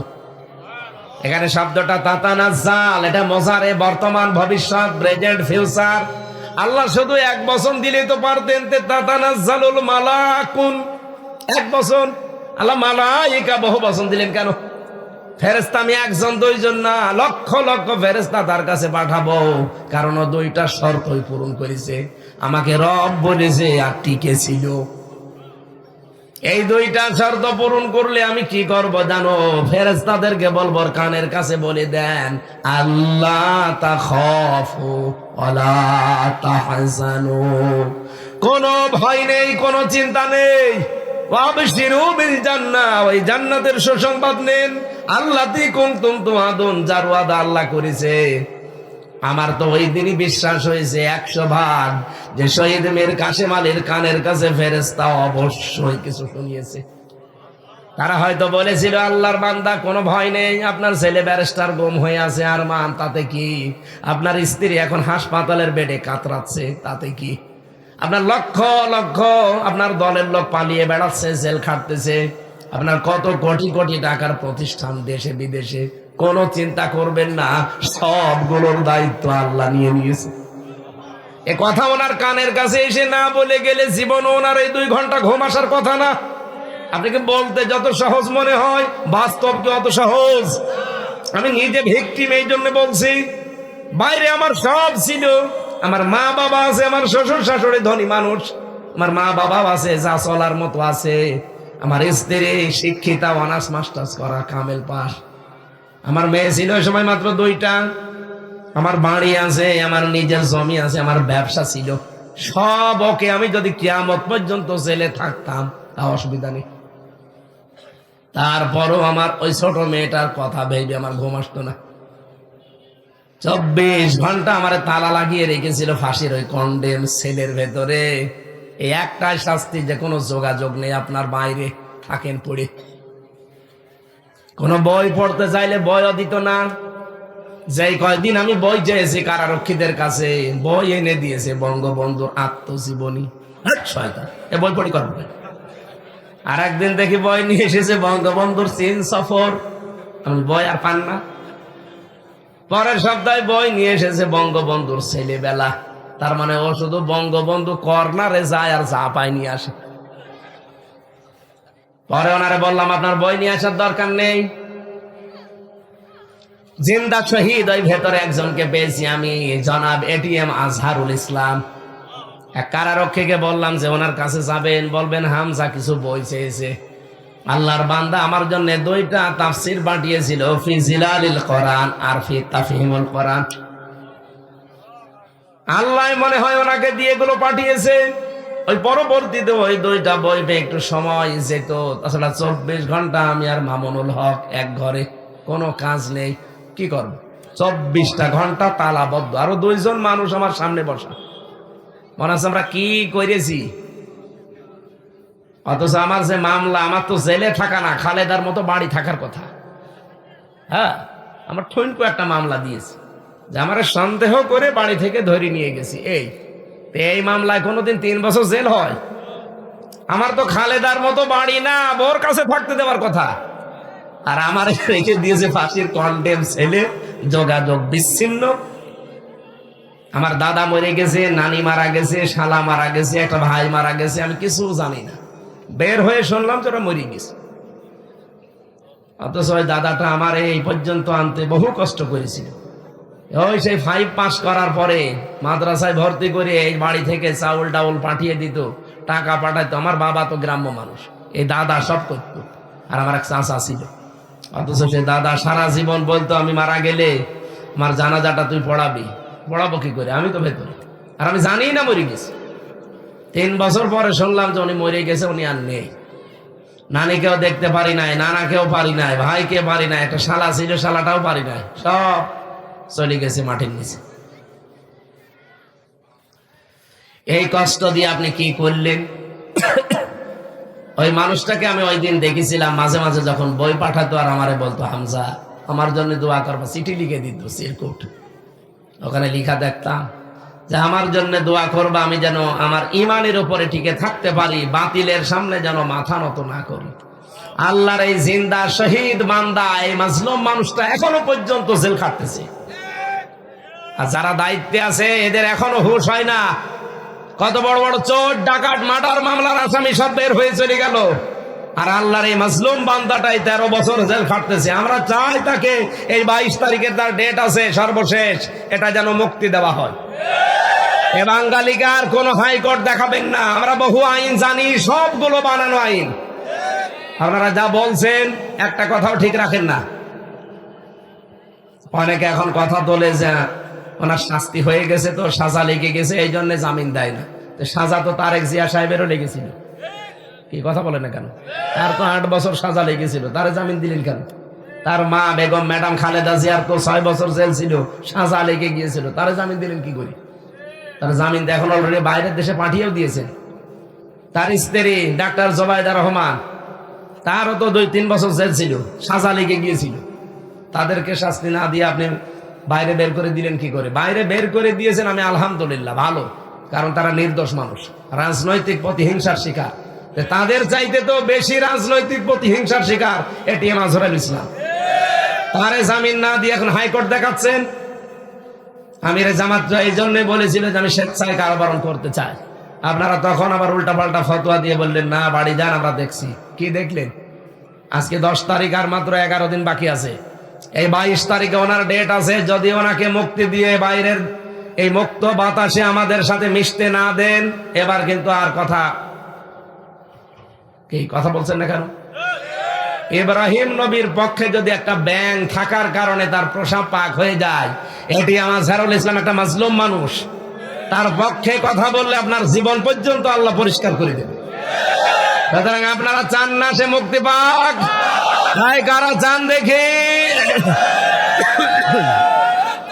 দেখেন তো, হাত তোলেন কে?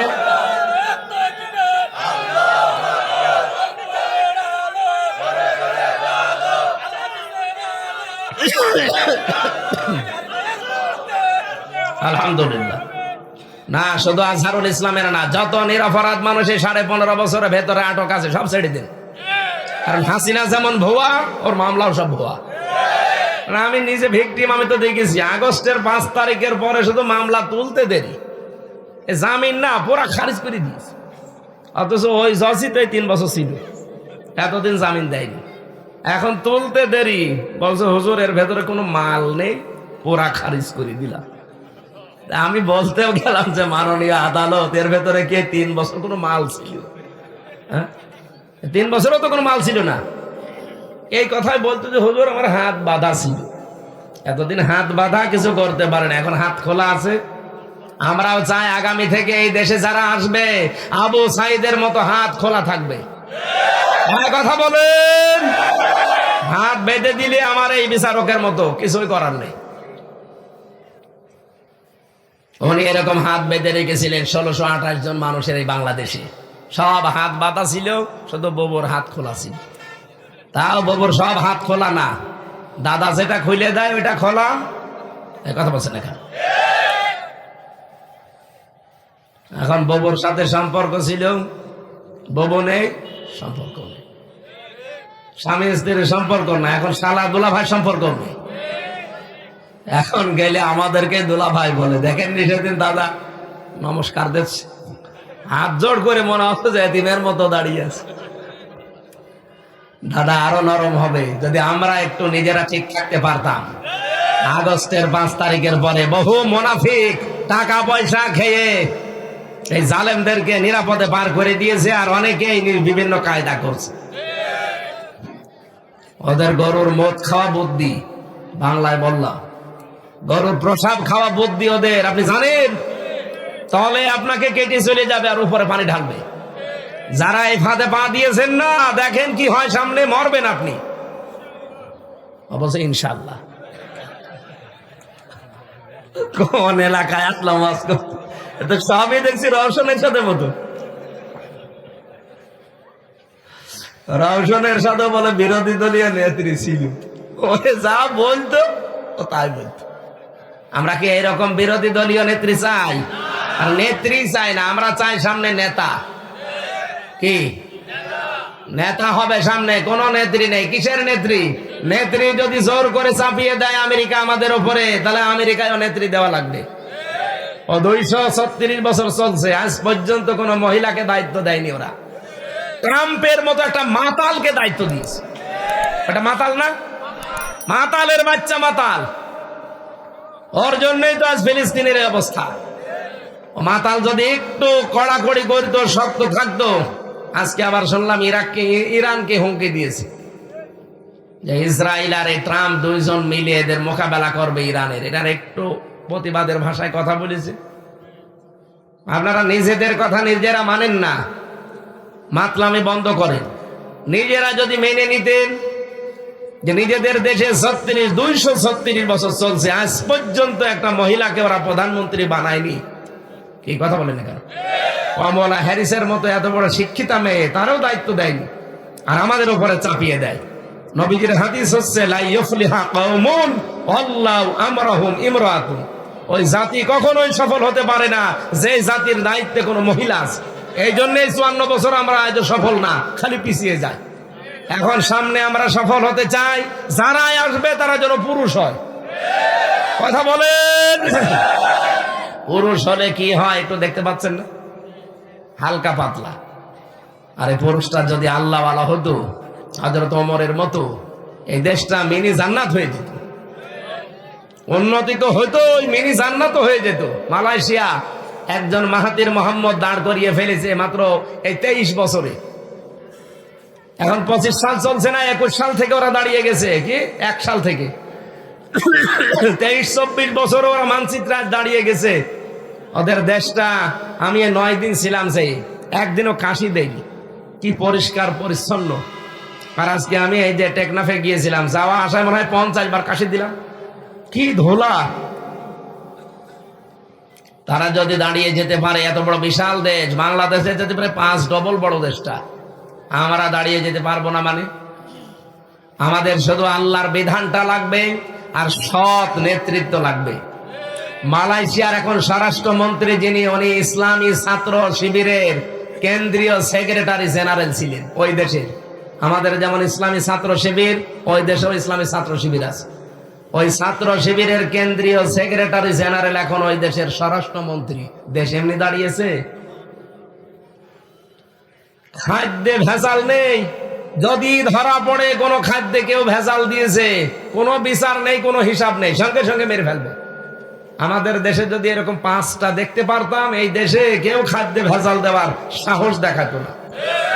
এখন এই যে আমার কুষ্টিয়া বিশ্ববিদ্যালয়ের এক বড় ভাই ম্যাজিস্ট্রেট, উনি আব্দুল জব্বার মন্ডল, রাজশাহী বাড়ি, উনি চেষ্টা চালাচ্ছে ঢাকাতে ওরকম যদি চট্টগ্রামে একজন, রাজশাহী একজন, খুলনা একজন, ময়মনসিংহ একজন, বরিশালে একজন, ঢাকাতে তো একজন আছে, সিলেটে একজন, এরকম 8 বিভাগে 8 জন যদি এরকম দাঁড়িয়ে যেত সৎ মানুষ, এই দেশেও কেউ খাদ্যে ভেজাল দেওয়া 2 নাম্বার জিনিস 3 নাম্বার বলে বিক্রি করতে পারত না।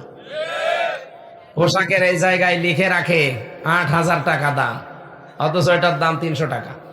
ওরা নিজেরা এটা কম্পিউটার দিয়ে লিখে বসিয়ে দেয়, এটা এখন ধরে ফেলছে। আমরা তো এতদিন এগুলো বুঝতামই না। এটা যদি ওই দেশে হয় না, সঙ্গে সঙ্গে মেরে ফেলবে, কোনো বিচার নেই। এই জন্য বলছি দেশটা দাঁড়িয়ে যাবে। আমরা দেখতে পাচ্ছি সামনে, যেহেতু একজন দক্ষ মানুষ ডক্টর মোহাম্মদ ইউনূস, কিন্তু আল্লাহ ভীরু মানুষ যদি আমরা পেতাম, দেশটা জান্নাত হয়ে যেত। আর এইটাই তো আমরা সামনে দেখতে চাই। কথা বলেন না কেন? এগুলো যারা চায় না, কিছু মানুষ আছে শুধু খাবো নেব, তারাই কিছু চায় না, শুধু নির্বাচন চায়, কিচ্ছু চায় না। তারা নির্বাচন তো আমরাও চাই, কিন্তু যারাই দায়িত্বে ছিল তারা তো এখনো আছে। এই মানুষগুলো তো পাল্টাবেন নাকি? না পাল্টিয়ে খালি নির্বাচন দেন দিয়ে করবো কি? আবার তো দিনের ভোট রাতে হয়ে যাবে। আমরা এটা আর করতে দিতে চাই? সংস্কার যেখানে যতটুকু লাগবে করা লাগবে। আপনার যদি এটা রাগ হয়, রাগ হোক, এটাই আমরা কইরেই ছাড়বো। এই দেশে ছাত্র জনতা মিলে কিন্তু এইটাই চেয়েছে, নাই তো এই শহীদদের সাথে বেইমানি করা হবে। তরিনা ফরজ 116 জন আলেমের নামে মামলা করেছিল তালিকা করে, তার ভিতরে আমি ছিলাম 70 নম্বরে।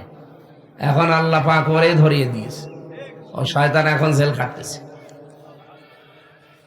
আলেমদের পেছনে যারাই লেগেছে, ডাইরেক্ট ইনডাইরেক্ট, এই যে চাপাই নবাবগঞ্জের 2 জন মুফাসসিরে কোরআন স্বামী স্ত্রী, এই 2 জনে ধরা খাবে। এমন অপমান করবে না আল্লাহ, পরনে লুঙ্গি শাড়ি কিছুই থাকবে না। আমার কথা বলেন না কেন? যারাই করেছে আপনি দেখেন, তাদেরকে আল্লাহ অপমান করেছে। কিন্তু আলেম আবার হওয়া লাগবে হক্কানি আলেম। আলেম যদি হয় ফরিদউদ্দিন মাসুদের মতো, ওরে জবাই করলেও সমস্যা না। জবাই করতে বলছি না, কারণ ও তো আলেম নামে একটা কলঙ্ক, আলেম নামে জালেম।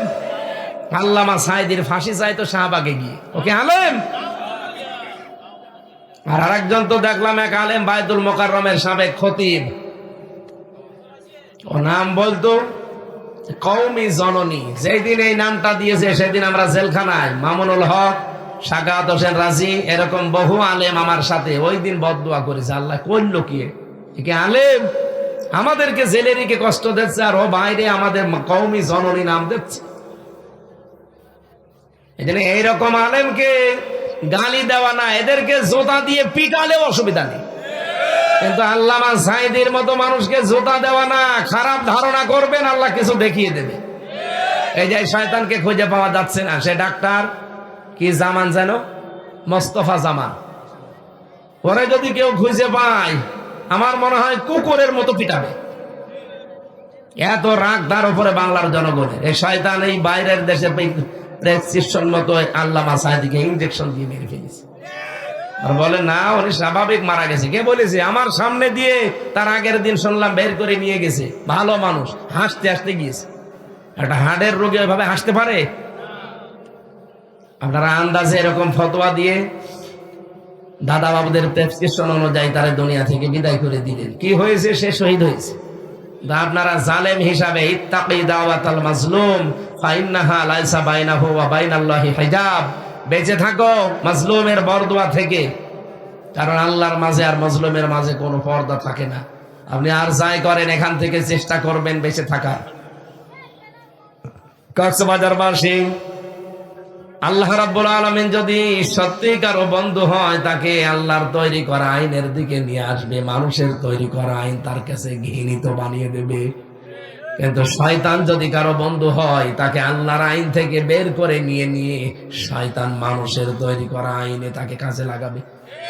এটাকে আমি বানালাম, আল্লাযীনা কাফারু আউলিয়াউহুমুত তাগুত ইখরিজুনাহুম মিনান নূরি ইলা যুলুমাত। নিয়ে আসেন তখন হুজুর নিয়ে আসবেন, আমাকে ভুল হচ্ছে। আপনি এরপরও মানে বুঝতে চান না কোন কারণে?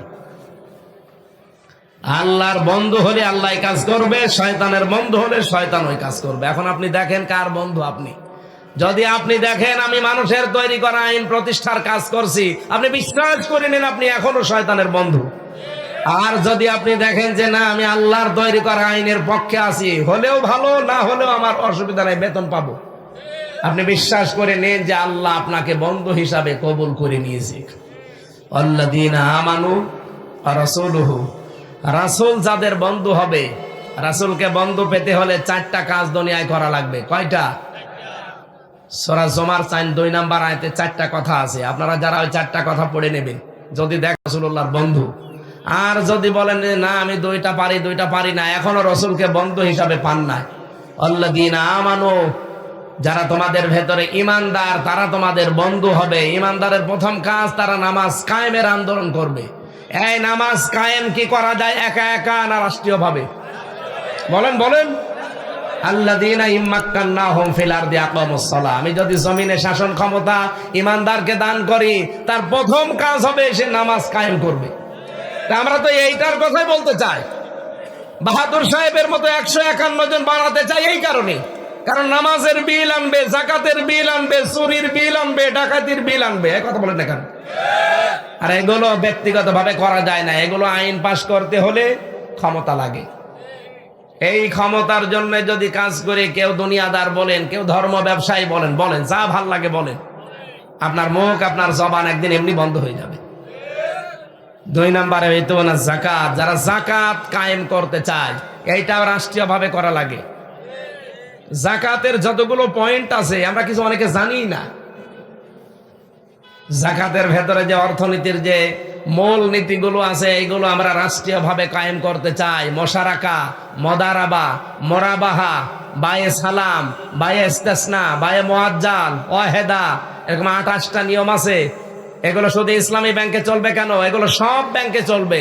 সোনালী, রূপালী, চৈতালি ব্যাংক আছে, ওটাও হবে। পোবালি, যত ব্যাংক আছে সব ব্যাংক চলবে ইসলামী ব্যাংকের আদলে, কারণ এই ব্যাংকে যেমন চলে ইসলামের নিয়ম ওই ব্যাংকেও চলবে। কিন্তু এটা তৈরি করতে হলে রাষ্ট্রীয়ভাবে যাকাত ভিত্তিক অর্থনীতি কায়েম করা লাগবে। আর এটা তো করবে ফেরেশতারা। আল্লাযীনা আমানু ইয়াকিমুনাস সালাতা ওয়া ইউতুনাজ যাকাতা ওয়া হুম রাকিউন, তারা রুকুকারীদের সাথে রুকু করবে, তার মানে জামাতবদ্ধ হয়ে তারা নামাজ পড়বে জামাতে। আল্লাহ এই 3টা গুণ যাদের ভেতরে দেখবেন তাদেরকে আপনি বন্ধু হিসাবে গ্রহণ করবেন। এই 3 বন্ধু যদি আপনার হয়, আপনি দুনিয়া আখিরাতে সাকসেস হবেন। কাতাবাল্লাহু লা আগলিবান্না আনা ওয়া রাসূলি ইন্নাল্লাহা কাবিয়্যুন আজিজ, আমি লিখে দিলাম যে আমি অবশ্যই আর আমার রাসূল আমরা গালেব হব। সুবহানাল্লাহ বলতে পারেন না? আল্লাহ ওই দৃশ্যগুলোর সামনে যেন এই আয়াতের আদলে দেখার তৌফিক দেন। রাত 12টা বেজে গেছে, এখন আর কথা বলা সম্ভব হচ্ছে না। মেয়েদের জন্য কিছু আলাদা বিষয়ে কথা বলা দরকার ছিল। মুহতারাম নিম্নের ভাইদের জন্য দোয়া করে, অবশ্যই দোয়া করছি। আল্লাহুম্মা আমিন। লা ইলাহা ইল্লা আনতা সুবহানাক ইন্নী কুনতু মিনাজ জালিমিন। আল্লাহ তাআলা, মোনাজাতটা বসে করা লাগবে ভাই। আমি এতক্ষণ অনেক কিছু বলি নাই, বসেন, মোনাজাতটা বসে করেন, বসেন। আর আমার মেয়েদের উপরে লেখা জেলখানার কিছু বই আছে, যে দাম্পত্য জীবনে আমাদের কলহ কেন হয় আর এটা মেটাতে হয় কি পদ্ধতিতে। আমি লিখেছিলাম জেলে, এগুলো পাবলিশড হয়েছে, গাড়িতে পাওয়া যায় অথবা এখানে যদি থাকে। আপনাদের মেয়েদের জন্য, নিজের বউর জন্য, মায়ের জন্য নিয়ে পড়াবেন। 120 পৃষ্ঠা লিখেছি, অবশ্যই কাজে লাগবে, অনেক তথ্য দেওয়া আছে। লা হাওলা ওয়ালা কুওয়াতা ইল্লা বিল্লাহিল আলিয়্যিল আযীম। রব্বানা আতিনা ফিদ দুনিয়া হাসানা ওয়া ফিল আখিরাতি হাসানা ওয়া কিনা আযাবান নার ওয়া আদখিলনাল জান্নাতা মা'আল আবরার ইয়া আজিজ ইয়া গফফার ইয়া রাব্বাল আলামিন। আল্লাহ তাআলা কক্সবাজার রামু চা বাগানে এলাকার দিকে তাকাও। এই গভীর রজনী, রাত 12টা বাজে এখন। তোমার অনেক বান্দা বান্দি মিলিয়ে আমরা কোরআনের কিছু কথা শুনেছি। এই কথাগুলো আমাদের প্র্যাকটিক্যাল লাইফে তুমি সেট করে দাও। সওয়াব যদি দিয়ে থাকো নবীজির রওজায় পৌঁছিয়ে দাও। তামাম দুনিয়ার মাটির নিচে যারা ঈমান নিয়ে ঘুমিয়ে আছে এদের মাফ করে দাও। আল্লাহ, ফিলিস্তিনের এই মুসলমানদের জন্য তুমি হামে ও নাসির হয়ে যাও। ইসরায়েলকে পৃথিবীর মানচিত্র থেকে তুমি গায়েব করে দাও। আল্লাহ, তুমি তো আমাদের ওই আল্লাহ যিনি রহমান, যিনি রহিম, যিনি আবার জাব্বার, যিনি কাহার। শুধু তোমার রহমান আর রহিম নাম না, আমরা জাব্বার এবং কাহার নাম দেখতে চাই। পৃথিবীর এই নিকৃষ্ট জাতি ইহুদিদের হাত থেকে বিশ্বের মুসলমানদেরকে বাঁচাও। আল্লাহ এদেরকে তুমি দুনিয়ার জমিন থেকে হালাক করে দাও। কত শিশু কাঁদতেছে আর বলছে, আল্লাহ তুমি আমাকে দুনিয়া থেকে নিয়ে যাও, আমি শুনেছি নাকি জান্নাতে খাবারের কোনো অভাব নেই। গতকালকে দেখলাম এক বাবা, তার সন্তান মস্তক হারিয়ে গেছে, মাথা বিহীন, সন্তানের বুকে হাত দিয়ে আরশের দিকে তুলে ধরেছে। আল্লাহ তাআলা এই মানুষগুলোকে শাহাদাতের সর্বোচ্চ মাকাম দাও। আমরা অনেকে অসুস্থ আছি, আমাদেরকে শেফায়ে কামেলা আজেলা দাও। বিশেষ করে মা বোনেরা পর্দার আড়ালে যারা বসে আছে, এদেরকে খাদিজার মতো, আয়েশার মতো বানিয়ে দাও। আল্লাহ এই মাহফিলের আয়োজন যারা করেছে, বিশেষ করে যারা দোয়া চেয়েছে, চা বাগানের ব্যবসায়ী যারা, এরা যেভাবে কষ্ট করে, আমার এই আমিন ভাই সহ যত মানুষ এই মাহফিলের জন্য মন থেকে কষ্ট করেছে, সবার অভাব দূর করে দাও। তোমার নবী জানিয়েছে, মাজলুমের দোয়া, মুসাফিরের দোয়া তুমি ফেরত দাও না। আমি একদিকে মাজলুম, আর একদিকে মুসাফির, আর একদিকে অসুস্থ। আল্লাহ দোয়াটা কবুল করে এই চা বাগান এলাকায় যারা ব্যবসা বাণিজ্য করে, এদের রিজিকে বরকত দিয়ে দাও। প্রবাসী ভাইরা এখানে টাকা পাঠিয়েছে, তাদের জীবনেও তুমি বরকত দাও, সহি সালামতে রাখো। আবার দেশের মানুষ দেশে ফিরিয়ে দাও রব্বুল আলামিন। কবরবাসীদের জন্য এরা মোনাজাত করছে, যত মানুষ এলাকায় বিভিন্ন কবরে আছে, কবরগুলো জান্নাতুল ফেরদাউস বানাও। মাহফিলের সহযোগিতা আছে যেইভাবে করেছে ছোট্ট আয়োজনে, প্রত্যেককে তার পারিশ্রমিক দুনিয়া আখিরাতে দিয়ে দাও। যত সদস্য ভাইরা কাজ করছে বিভিন্ন সেক্টরে বুকে ব্যাস লাগিয়ে, এই সদস্য স্বেচ্ছাসেবক ভাইদেরকে ওমরের মতো বানিয়ে দাও। আল্লাহ তাআলা কখন কার কাছে মরণ চলে আসে আমরা কেউ জানি না। মরণের আগে অন্তত